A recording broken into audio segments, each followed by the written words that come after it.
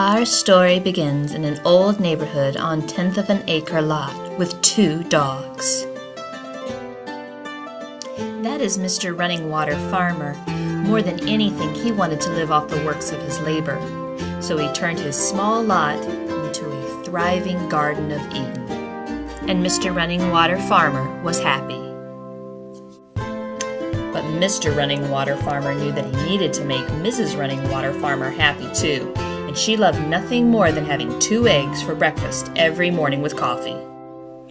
As a winter project, Mr. Running Water decided to build a chicken coop to keep chickens. Then come late spring, Mr. Running Water Farmer went to the local feed supplier to buy 2 Americana pullets. We named the chicks Lucy and Ethel because one had more red feathers and the other one had more blonde feathers. Lucy is on the left and Ethel is on the right. And they grew and they were happy. By November, Ethel started laying eggs with a bluish shell. Then soon after, Lucy started laying eggs, which meant I got my 2 eggs a day and I was very happy. The chickens clucked and pecked and scraped and drank. Lucy was the pretty bird, so we thought she would make a good show bird at the state fair. But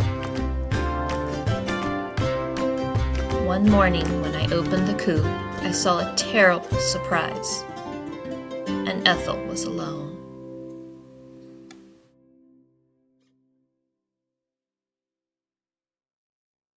Mr. Running Water Farmer and I were unsure of Lucy's cause of death, but we did not want Ethel to be alone.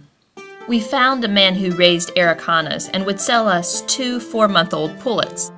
They seemed small to be 4 months old, but we were desperate, so we named them Flora and Fauna. Ethel also introduced us to henpecking, the pecking order. Sweet, adorable Ethel no longer seemed so sweet. Then after several months of not receiving eggs from Flora and Fauna, we finally had to admit they were actually Frank and Floyd, cockerels. They also started to crow. We contacted the seller again and he agreed to make the switch. We received Zacchaeus, who was an odd chicken with feathers that could be used for an Indian headdress. She was also very skittish and liked to sleep in trees, hence the name. And B-Dubs, which is short for Black Widow. She had formerly suffered some terrible henpecking. Then, just in case these chickens were duds as well, we returned to our feed supplier to select 2 4-week-old chicks. Mildred is the buff Orpington, and Agnes is the black Australorp. Mr. Running Water Farmer decided to spread his wings and start his adventure as a farmer, so a 16-acre farm was purchased. We packed our things and headed north. The truck with the dogs and the chickens and the plants traveled later. Suddenly, the chickens had all this space to stretch out, and they were happy.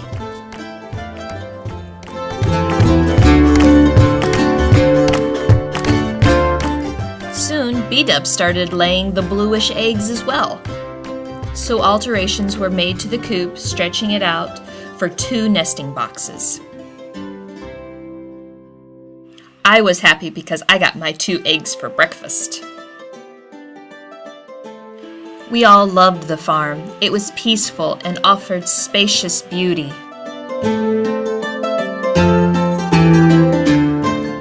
In our new home, we wanted to host Thanksgiving with the perfect turkey. Family dogs were invited as well, but tragedy struck when skittish Zacchaeus could not flee the snares of a hungry dog. I was sad. As it turns out, Zacchaeus was neither a good egg layer or a stew pot chicken, just too lean. A very cold winter moved upon the farm. Poor Ethel started her first molt, but she survived. After New Year's, Agnes and Mildred started laying. They laid brown eggs. I was happy again. There have been many snowy days this winter, but the chickens have survived well. We have not found it necessary to use heat lamps because we want the chickens to be acclimated to the cold, but we do use tarps and blankets for extra insulation for the single-digit nights. We also have placed hay barrels around the coop to protect them from the wind. Their feed consists of crumble, scratch grains, and calcium grit. We have a 1-gallon water dispenser, but during the below freezing days, a water heater for bird baths is placed in a tray. Their house is cleaned of poop on a daily basis for cleaner egg laying. They don't seem to be too picky where to lay. Their waste, mixed with wood chips, along with food scraps, are put in a compost area. They are great at churning the compost. 3 things chickens love to do is eat, scratch, and sunbathe. But be aware, they're experts at tearing up your yard. Our future plans are to build a portable house to rotate in the larger yard so that one area is not suffering from manure and scratching, and keep meat chickens in the barn with access to the outside. I have loved owning chickens, and it has been a very rewarding experience that totally gives back.